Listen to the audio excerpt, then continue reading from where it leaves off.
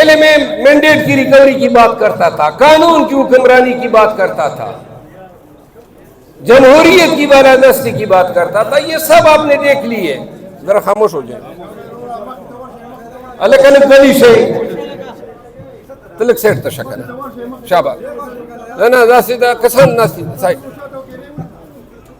یہ باتیں ہم کرتے تھے، جمہور کی بالادستی، قانون کی حکمرانی، اور 32 سال قانون کے پیشے سے وابستہ ہوئے.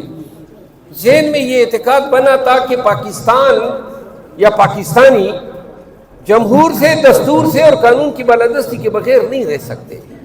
2 سال ہو گئے ہیں، 2 سال، بلکہ اس سے بھی زیادہ جب پی ڈی ایم والوں نے ٹیک اوور کیا. پاکستان میں کیا کچھ نہیں ہوا. قانون کے نام پہ کسی خاتون کو گھر میں گھس کے گھسیٹا گیا ہے تو پرچہ بھی اسی کے خلاف ہوا ہے. بچے کو اغوا کیا گیا تو پرچہ بھی اس کے باپ کے خلاف ہوا ہے. لوگوں کو اغوا کر کے بیانات تبدیل کر کے میڈیا پہ فخر کے ساتھ پیش کیا گیا ہے. اور یار آپ لوگ کیسے لوگ ہیں؟ اگر آرام سے بیٹھ جائے نا.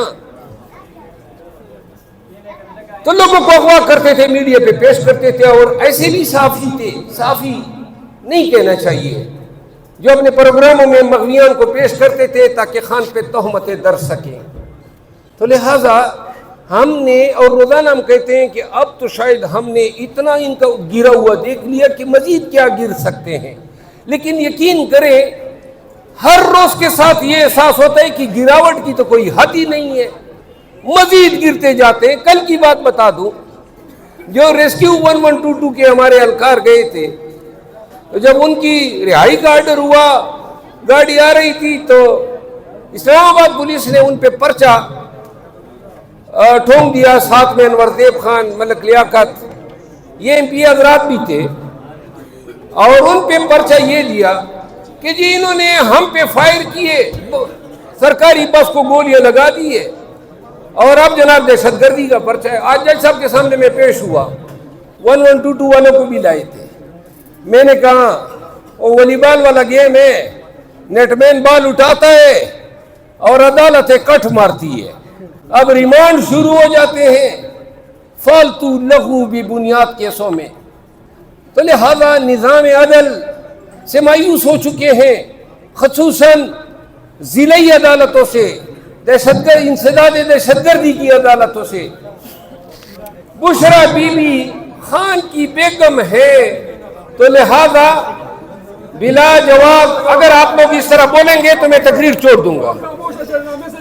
آپ کیوں اس طرح کر رہے ہیں بھئی؟ آپ لوگ کیوں یہ بار بار بول رہے ہیں؟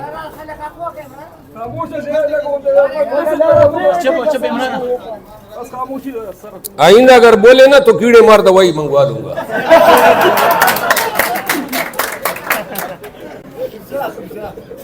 تو سنیں، بشرا بی بی 9 ماہ پابند سلاسل رہی، خان کی بیگم، ان کی بہنیں پابند سلاسل رہی. الزام تھا دہشت گردی کی ہے. دہشت گردی جس وقت یہ کر رہی تھی دونوں بہنیں، علیمہ خانم اور عظمہ خانم، آپ لوگوں نے کیمرے میں دیکھا نا کس طرح وہ خواتین پولیس آئی اور ان کو گرفتار کر کے لے گئی.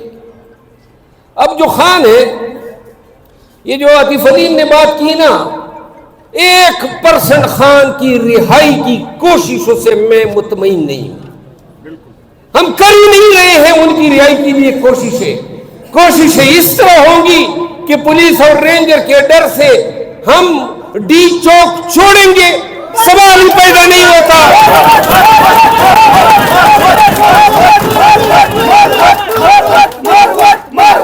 بات سنیں، مروت اشارت پاکستانیوں سن لو، احتجاج کرنا تھا اور ڈی چوک پہ کرنا ہے، اور جب کریں گے گواہ رہے. وہ کہتے ہیں نا دودھ کا دودھ اور پانی کا پانی. جب بھی احتجاج آئے گا اور ڈی چوک جائیں گے، میں قسم اٹھا کے کہتا ہوں اگر جان ہے وجود میں تو کوئی مائی کلال اٹھا نہیں سکے گا.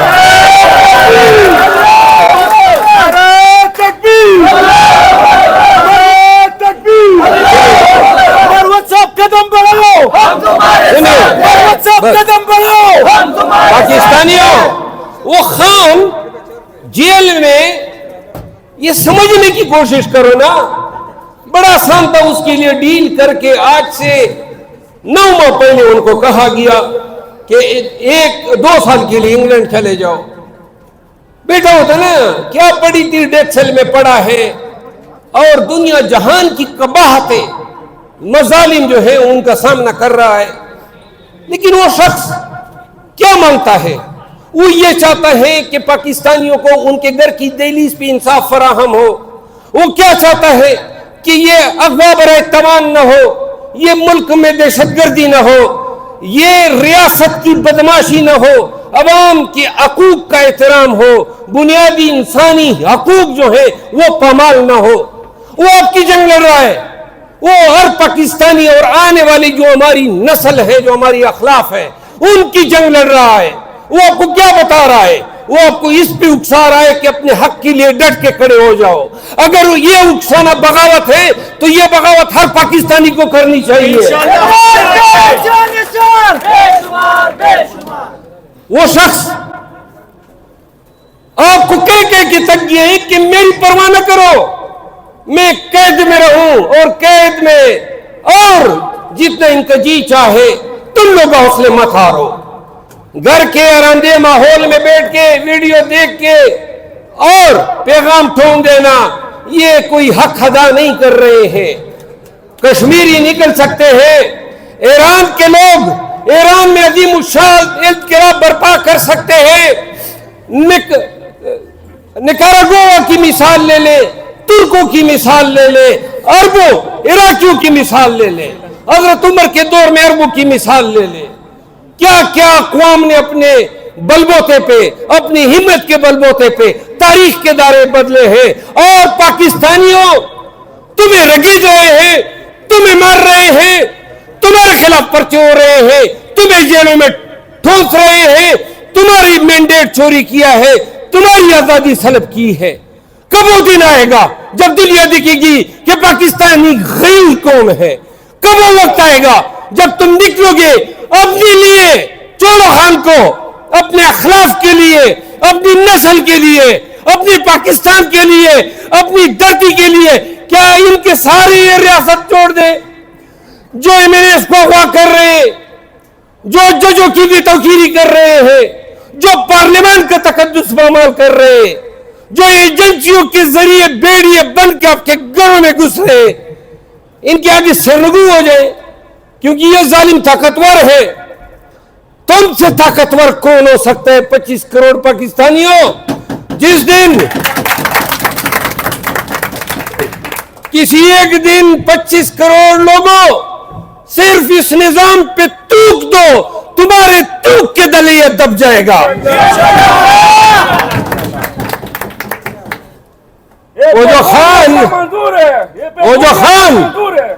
वो जो जंग लड़ने वाला शख्स है, उसको अकेला छोड़ दिया हमने।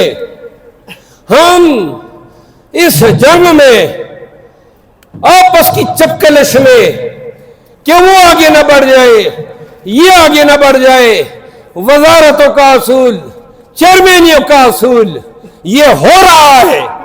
पार्टी के लोग ये कर रहे हैं, और इस पे अगर एक दफा फिर निकालने का शौक है तब पूरा कर लो।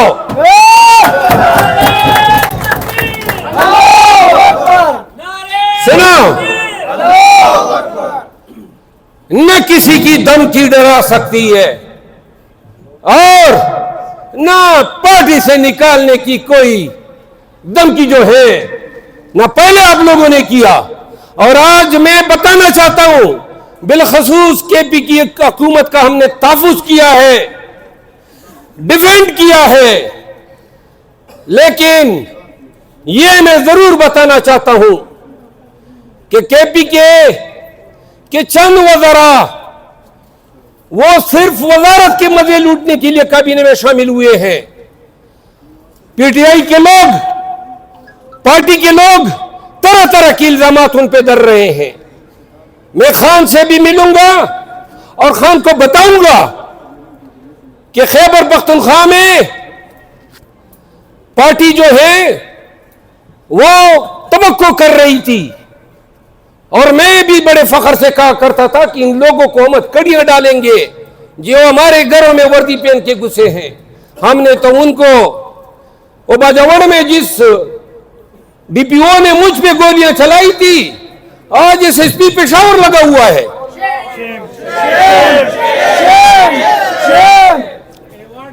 سنیں ان کو ایوارڈ مل رہے ہیں.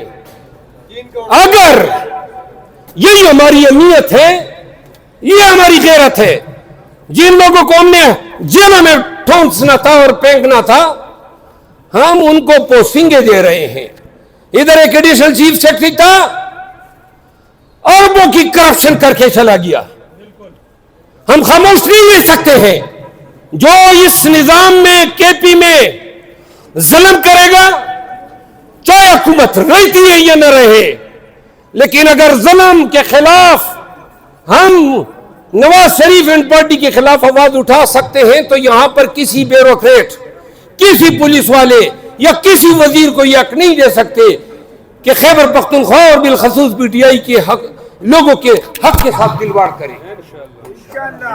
شرف سے سب قدم بڑھو, ہم تمہارے ساتھ ہیں. قدم بڑھو, ہم تمہارے ساتھ ہیں. آخری پیغام ہے, میں احتجاج کی قیادت کے بارے میں خان کو کہہ چکا ہوں. یہ جو احتجاج یہ لولے لنگڑے ہو رہے ہیں, ایسے کسی احتجاج کا حصہ میں نہیں بنوں گا.